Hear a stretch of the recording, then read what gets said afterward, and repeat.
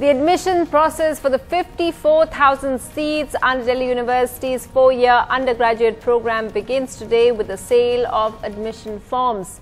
Students aspiring to get admission in various colleges affiliated to a university can submit the centralized optimal mark recognition forms both online and offline from today till the 16th of June. And NDTV's Bhairavi now joins us from Delhi University. So Bhairavi, they have the option of filling it in online, but are you seeing more crowds, less crowds?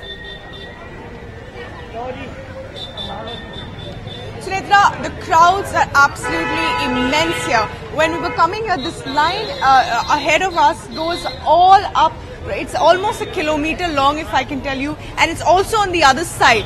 Despite the fact that there is the option of online, most people telling us that it's safer for them to come to the college, ask questions and then fill these forms, because it's a complicated system, of course, and a lot of people want here to come and talk to the teachers and whatever. And the point you were making about 54,000 seats, but ironically, Sunetra, there are more than almost 60,000 students with 90% or more marks in this particular CBSE board results. So just imagine the number of people who will be disappointed despite having good numbers and marks, and of course also about 10,000 or so people with 95% marks in this CBSE result.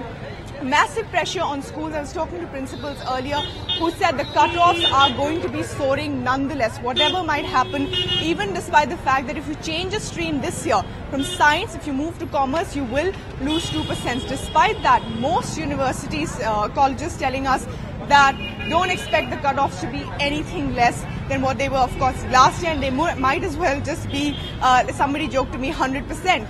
So huge crowds here, Sunetra, this morning, the first day of the admission process that will continue till June 16th, and also the first cutoff list will be out on June 24th. The only two colleges which are out of this admission process of the centralized forms is St. Stephen's and JMC, which will have their own admission process. For the others, it's all a centralized form.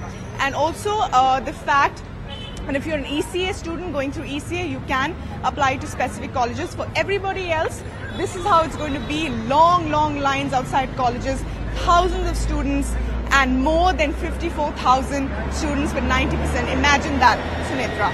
That's an astounding figure, Bhairavi. 60,000 students with more than 90% and only 54,000 seats. It's really a killer of a cutoff right there.